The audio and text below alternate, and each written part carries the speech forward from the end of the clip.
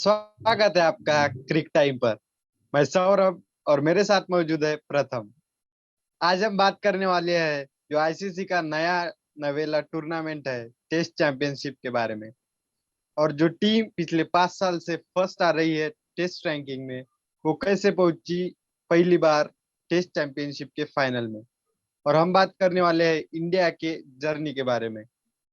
तो इसकी शुरुआत होती है इंडिया के वेस्ट इंडीज टूर के साथ। तो हमारा मेन फोकस रहेगा वेस्ट इंडीज टूर। लेकिन उसके अलावा हम बात करने वाले हैं क्या कुछ आईसीसी ने जो नए रूल्स अप्लाई किए थे इसके लिए, और ये जो इनिशिएटिव था वो वाकई एक बहुत ही अच्छा माना जा सकता है। और हम डिस्कस करेंगे कि किस तरह इसको और इम्प्रूव किया जा सकता है, और किस तरह आईसीसी ने जो ये इनिशिएटिव लिया है उसको कैरी फॉरवर्ड करना होगा कैसे। तो हम वो देखेंगे। जी हाँ। 2019 में आईसीसी ने पहली बार वर्ल्ड टेस्ट चैंपियनशिप को इंट्रोड्यूस किया था सबके सामने। और जो उसकी पहली सीरीज खेली गई थी वो खेली गई थी एशेज, इंग्लैंड और ऑस्ट्रेलिया के बीच। और इसके कुछ तीन अहम रूल्स थे वर्ल्ड टेस्ट चैंपियनशिप के। मैं पहले सबको वो बता देता हूँ। जो पहला रूल था कि हर एक टीम 6 अलग-अलग अपोनेंट्स के साथ 6 सीरीज खेलेंगी, जिसमें से 3 होम सीरीज रहेंगी और 3 अवे सीरीज। और जो हर सीरीज को पॉइंट्स दिए गए थे, तो हर एक सीरीज को मैक्सिमम 120 पॉइंट्स दिए गए थे। और वो कितने मैचेस की खेली जा रही है, 2, 3, 4 या 5, उसके हिसाब से वो पॉइंट्स को डिवाइड कर दिया गया था। तो अगर हम इंडिया की बात करें तो वर्ल्ड टेस्ट चैंपियनशिप की पहली सीरीज इंडिया की खेली गई थी वेस्ट इंडीज के साथ, जो कि खेली गई थी वेस्ट इंडीज में। इंडिया की 3 होम सीरीज जो थी वो खेली जाने वाली थी साउथ अफ्रीका के साथ, इंग्लैंड के साथ और बांग्लादेश के साथ। और जो उनकी 3 अवे सीरीज थी वो थी ऑस्ट्रेलिया, न्यूजीलैंड और वेस्ट इंडीज। तो आज हम हमारे road to world test championship final, इसके आज फर्स्ट एपिसोड में हम पहले सीरीज के बारे में बात करने जाने वाले हैं। तो मैं आपको ये भी बता दूं कि जो फाइनल खेला जाने वाला है वो 18 से 22 जून के बीच में खेला जाने वाला है, जो कि साउथ हैम्पटन ग्राउंड में खेला जाएगा। तो जो पॉइंट्स टेबल था उसमें इंडिया ने टॉप पे फिनिश किया था, जिसमें इंडिया की 520 पॉइंट्स थे।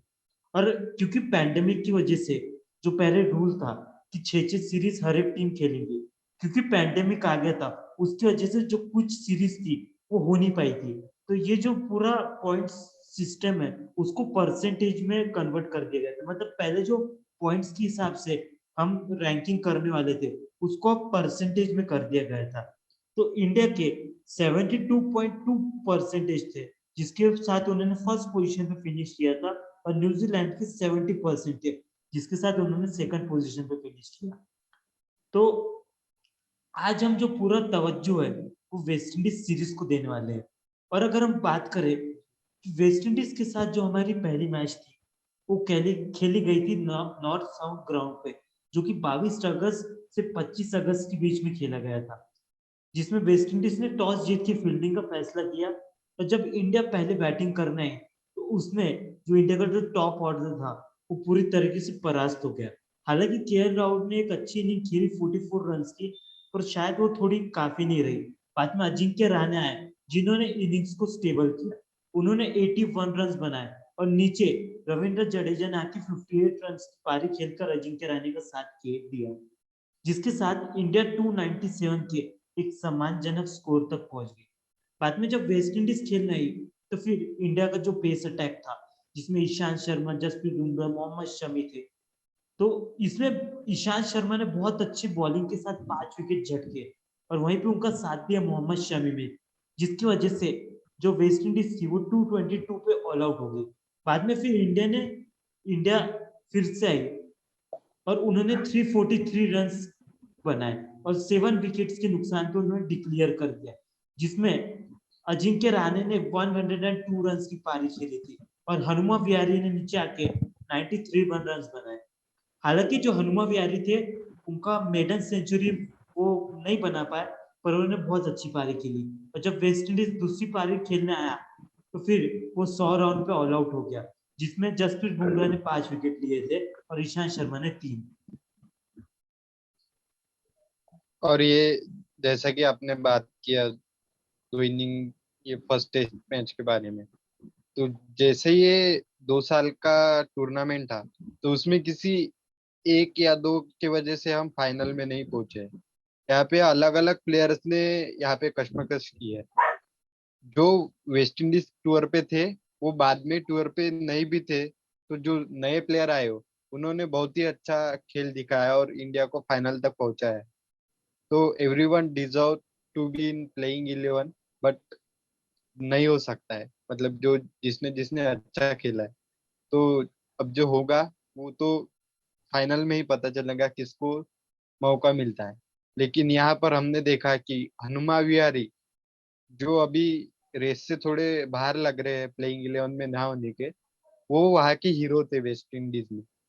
और अजिंक्य रहाणे भाई टेस्ट के मेरे को सबसे अच्छे प्लेयर लगते हैं इंडिया में अवे सीरीज में। तो उन्होंने बहुत ही बढ़िया पारी खेली दोनों पारियों में, 81 और 10, 1 नॉट 2 नॉट आउट, आउट या नॉट और आउट। आउट। अच्छा, तो वो बहुत ही ईशांत अच्छा शर्मा था। की ईशांत शर्मा की बॉलिंग भी काफी अच्छी रही है। और उसमें जो शमी ने साथ दिया और जसप्रीत बुमराह की सेकंड इसमें इनिंग में काफी अच्छी बॉलिंग की। जडेजा ने भी 2 विकेट लिए थे पहले इसमें, तो आपको पता है कि ईशांत ने 5 लिए थे, जडेजा और शमी ने 2 लिए थे और जसप्रीत ने 1 लिया था। और दूसरे में वैसा ही जैसा कि हमको देखने को मिला, जसप्रीत बुमराह ने अपनी डोमिन मतलब उनको सबको बता दिया कि मैं भी फास्ट बॉलर हूँ और 5 विकेट झटके। और शमी ने 2, ईशांत शर्मा ने 1। और आपको एक इंटरेस्टिंग मतलब बात बताना चाहता हूँ कि इस टूर पे अश्विन नहीं थे, जो बाद में एक बहुत ही ज्यादा अहम हिस्सा बन गए इस चैंपियनशिप के, टेस्ट चैंपियनशिप के। तो क्या आपको लगता है वेस्ट इंडीज में जैसे स्विमिंग ट्रैक थी, तो वहां पे तो अश्विन नहीं थे, तो सेम कंडीशन तो वेस्ट इंड हम इंग्लैंड में एक्सपेक्ट कर सकते हैं स्विमिंग ट्रैक, तो क्या वहां पे अश्विन को जगह मिलनी चाहिए? देखिए, अश्विन का ऐसा है कि उन्होंने ऑल ओवर दी वर्ल्ड, मतलब पहले जो बात करते थे हम कि जब इंडिया में खेला जाए तो अश्विन का गला रुतबा रहता था। पर अश्विन का ऐसा है कि उन्होंने, अभी हम लेटेस्ट की बात करें, जो हमने ऑस्ट्रेलिया पे जो उनको देखा, ऑस्ट्रेलिया में भी तो स्विमिंग ट्रैक्स ही थे ना, वहां पे स्पिनिंग ट्रैक्स तो बिल्कुल भी नहीं थे। फिर भी अश्विन ने जिस तरीके से गेंदबाजी की और जिस तरीके से उन्होंने विकेट झटके, वो एक बहुत ही लाजवाब बात है। और अश्विन ने इसकी पहले भी कई बार ये कारनामा करके दिखाया, पर कभी वो हाईलाइट नहीं हो पाया उस तरीके से। पर हम इस बार वो इसलिए हाईलाइट हुए क्योंकि सब यही चर्चा कर रहे थे कि क्या अश्विन को अब जगह मिल, मतलब प्लेइंग 11 में जगह मिलनी चाहिए, क्योंकि वहां पे स्विमिंग ट्रैक्स रहेंगे और अश्विन का जो रिकॉर्ड है अवे का वो भी बहुत अच्छा नहीं है। पर अश्विन ने सबको गलत साबित कर दिया इस बार। तो मुझे लगता है कि अश्विन अगर एक स्पिनर इंडिया को खिलाना पड़ा तो शायद ऐसा हो सकता है कि रविंद्र जडेजा को बाहर बैठना पड़े। पर मुझे नहीं लगता कि रविचंद्र अश्विन को हम बाहर बैठा सकते हैं। और ऐसा बोला जा रहा है कि साउथहैम्पटन में जो चौथे पांचवें दिन ज्यादा स्पिन होने के चांसेस है, तो शायद अश्विन हो सकते हैं टीम में। एक वेदर का भी बहुत बड़ा वहां पे मतलब ये रहेगा योगदान कि अगर वेदर, मतलब बारिश का कोई माहौल नहीं रहता है, ठंडा वातावरण नहीं रहता है वहां पे, अगर वहां पे धूप निकलती है तो फिर चांसेस हो सकते हैं कि रविंद्र चंद्र अश्विन और रविंद्र जडेजा दोनों को हम एक साथ खेलते हुए दिखे, क्योंकि जब धूप निकलेंगी तो फिर वहां पे चांसेस रहेंगे कि चौथे पांचवें दिन पे हमें अच्छा खासा स्पिन देखने को मिले। तो हो सकता है कि हमें दोनों दिखाई दे सकते, पर अभी हमारा जो मेन फोकस है ना, हम अभी road road to world test championship final की बात कर रहे हैं।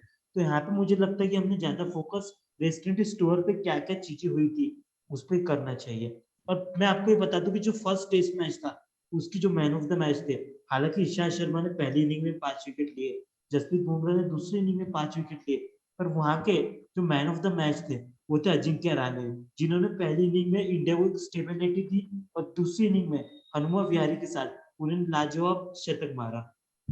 उन्हें ही मिलना बनता था क्योंकि उन्होंने मतलब जो अपर ऑर्डर था अपना भारत का वो पहले ढेर हो चुका था और उन्होंने वो स्टेबिलिटी दिखाई थी कि पहले जडेजा के साथ और फिर हनुमा विहारी के साथ, तो वो डिजर्व करते थे। जी हाँ। तो अभी चलते हैं सेकंड टेस्ट की ओर। तो क्या कुछ घटा था सेकंड टेस्ट में, तो आइए सेकंड टेस्ट जानते हैं में भी स्कोर कार्ड। जी हाँ, तो सेकंड टेस्ट मैच में इंडिया की पहली बैटिंग थी और ये टेस्ट खेला गया था किंगस्टन के मैदान पे, जो कि खेला गया था 30 अगस्त से लेके 2 सितंबर के बीच। तो यहाँ पे पहली बैटिंग करते हुए जो मयंक अग्रवाल थे उन्होंने 55 रन बनाए। विराट कोहली का हमें एक अच्छा मतलब अच्छी इनिंग देखने को मिली विराट कोहली के द्वारा, उन्होंने 76 रन बनाए।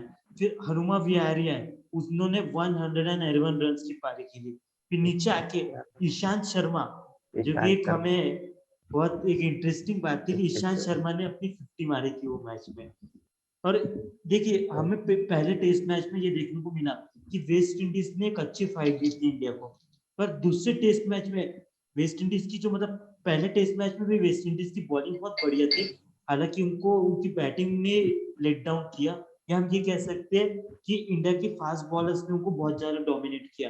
पर सेकंड टेस्ट मैच में उनकी बैटिंग मतलब टिक ही नहीं पाई। तो जब इंडिया की पहली बैटिंग थी तो वेस्ट इंडीज की तरफ से जेसन होल्डर्स ने 5 विकेट्स लिए थे, और जब वेस्ट इंडीज बैटिंग करने आई तो उनका जो हाईएस्ट स्कोर था वो था 34, मतलब एक इंडिविजुअल बैट्समैन के द्वारा वो था 34 जो मारे थे शिमरन हेटमायर ने, और 117 पे वेस्ट इंडीज ऑल आउट हो गई थी, जिसमें जसप्रीत बुमराह ने 6 विकेट लिए थे। फिर इंडिया के पास चांस था कि वो फॉलो ऑन दे सकती थी वेस्ट इंडीज को, पर उन्होंने डिसाइड किया कि वो फॉलो ऑन नहीं देंगी और इंडिया डबल से सेकंड इनिंग खेल रही है, बैटिंग जिसमें की। फिर से जो पहले टेस्ट मैच की हीरो थे अजिंक्य रहाणे और हनुमा विहारी, दोनों ने 50 रन बनाए, मतलब हाफ सेंचुरी दोनों ने बनाए और दोनों नॉट आउट गए, जिसमें इंडिया का स्कोर था 168 फॉर 4 और उन्होंने डिक्लेयर कर दिया था। अब वेस्ट इंडीज करना है बैटिंग करना है, तो वेस्ट इंडीज 210 पे ऑल आउट हो गई, जिसमें 3 विकेट मोहम्मद शमी की थे, 3 विकेट रविंद्र जडेजा के, 2 ईशांत शर्मा और एक जसप्रीत बुमराह की, और 257 रन के बड़े मार्जिन के साथ इंडिया ने दूसरा टेस्ट मैच अपने नाम कर लिया और वेस्ट इंडीज को उनके घर में व्हाइट वॉश कर दिया था। और इस टेस्ट मैच के जो मैन ऑफ द मैच थे वो थे हनुमा विहारी। जी हाँ, ऑब्वियसली और एक उसी मैच में जसप्रीत बुमराह ने अपनी पहली हैट्रिक ली थी हैट्रिक की वजह से। टेस्ट में। जी हाँ, फर्स्ट इनिंग्स में।